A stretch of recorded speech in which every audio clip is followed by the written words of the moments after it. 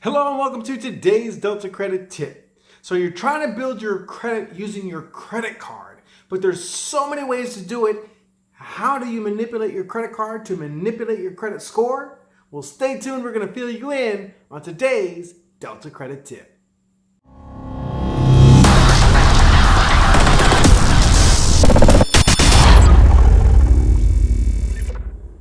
Hello and welcome back to today's Delta Credit Tip. I'm Michael Holmes of Delta Credit Restoration, bringing you yet more information to help you in your credit restoration process. Hopefully you'll find this information helpful. If so, don't forget, give us that thumbs up. Don't forget to subscribe and hit that notification bell so that every Thursday, as we come out with more information, you get it right out of the gate, helps you right away, and we can move forward. All right? But today we're talking about credit cards. A lot of theories out there on how to use credit cards and what credit cards can do to your credit. Well, today we're going to kind of debunk some of those myths and give you some straight talk on how you can manage those credit cards to help manage that credit score, right? And truth be told, your credit card is by far the most powerful tool that you've got to help build, maintain, or establish your credit, okay? And the reason why is because it affects more aspects of your credit than any other type of debt. So let's kind of go into some of those ways of how that credit card can affect your score and how your behavior can change how much that card affects your score. So one of the first ways that the credit card can manipulate your score is by being part of a variety of things on your credit report. Debtors like to see that you can juggle different types of debt because they require different types of skill sets. Loans just require you to meet that payment on time every month. Credit cards rely on you having some sort of self-control, right? So they like to see that you can juggle both of those, but this is only 10% of your score. And when you really think about it, there's only two types of debt: fixed and revolving. Now, if you pay your credit card off at the end of the month, we all know the rate is 0, but a loan is not always going to have the opportunity for you to just simply pay it off. So as long as you carry that balance, you pay interest. Okay? So I really don't care about the variety of debt because you can build so many more aspects of your credit through the credit card that really it becomes irrelevant. Okay, so let's talk about the second aspect of the credit card that can really help your score, and that's with the average age. The thing is that a loan has a definitive beginning and a definitive end. Once that loan closes down, it can actually lower your credit score, especially if that term loan was one of your oldest accounts, because the average age represents 15% of your score. So let's say you got a car 4 years ago and it's a 5-year note. You got a credit card 4 weeks ago. You pay off your car loan, your score is going to tank, right? Because the average age has shifted so much by paying off that car. Okay? So as we start to establish relationships with credit cards, make sure that it's a credit card that you like, because the longer you keep it, the better. You don't want a credit card that's going to have a huge annual fee or have all these weird perks to it that are just not attractive, because you're going to want to get rid of it over time and you get something better, right? And that's going to continue to hurt your credit over time. So average age matters, and loans don't last long enough. So we want to use credit cards to have that long-term relationship, because credit cards, like I said, can last forever, right? The next way a credit card can really affect your score is through what they call the debt to credit ratio. This is the first place that we always look when we're fixing credit, because it's such an easy thing to do once you get a budget together, right? But that debt to credit ratio, which is the balance on your credit cards versus the limit on your credit cards, is what we call a 30-30 rule. So once you go above 30% utilization on the credit card, you lose 30% of your score. So by maintaining balances below 30%, you keep your score, you're maximizing the score quotient, or in that matrix of the score, which is the debt to credit ratio.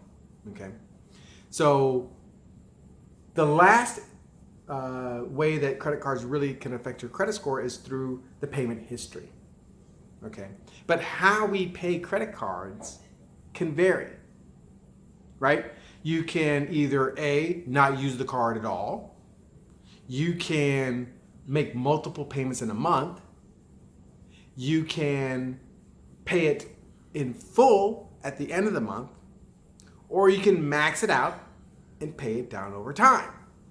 Which is best? Well, a lot of this is going to be determined on when you need the score, right? If you've got to come up with a mortgage in the next 6 weeks, right, you need to get the payment down, the balance down below 30% right away so that it'll have time to reflect, okay? And it will boost your score as much as 30%. Or if you don't have a credit card, you want to introduce it to the portfolio to boost that score right away, right? But let's say you've got time. You've got 6 months, let's say, before you're doing a new build, right? You don't really need the score to where it needs to be for 6 months, or you got some sort of plan where you're going to apply for something in 6 months. Well, in that kind of situation, what we would say is go ahead and pile up on the card and then pay it over time. Why? Because now you're mixing two different matrices of your score. You're mixing the debt to credit ratio and you're mixing the payment history. See, if you pay it all off in one fell swoop, you get the lift from one payment history and the debt to credit ratio. But if you pay it over time, you get multiple hits in the category of payment history, and in the end, you'll get the additional lift for the debt to credit ratio. You just got to make sure that you time it properly so that by the time you're ready to apply, you've diminished that balance on the credit card to 30% or less of the score. And I like to get around 20%, really, to be honest with you. Or just pay it off at that point because you've been paying interest all this time, right? Now, you can't just simply use it, pay it off, use it, pay it off. That is an option as well, okay? You don't necessarily have to, again, carry debt to have credit. So typically what I will say is just pick a single bill, Hulu, Netflix, your Capital One card, or something that's gonna only require a payment that's equivalent to less than 30% of the limit of your credit card, right? And use it, pay it, use it, pay it, use it, pay it, right? And when I meant Capital One, I meant like a car loan, right? Because you can't pay a credit card with a credit card, obviously. But you can still get that payment history category hit every month by simply paying a single bill without running the risk of, something's happened. Now my credit card is maxed out and it's no longer a financial safety net, right? Because remember, credit isn't a score, it's a behavior.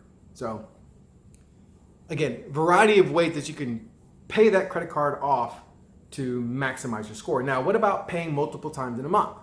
Well, that's going to really depend on your lender, right? The credit card company.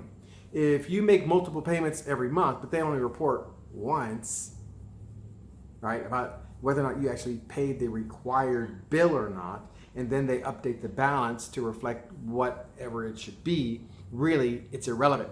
The only thing that's going to really help you using that kind of payment method is if you want to ensure that by the time the bill is actually due, it's reduced a little bit because you've made a couple of payments toward the required payment up to the due date, right? So that's really the only benefit typically that you're going to have with multiple payments in 1 month. And so it just becomes logistically,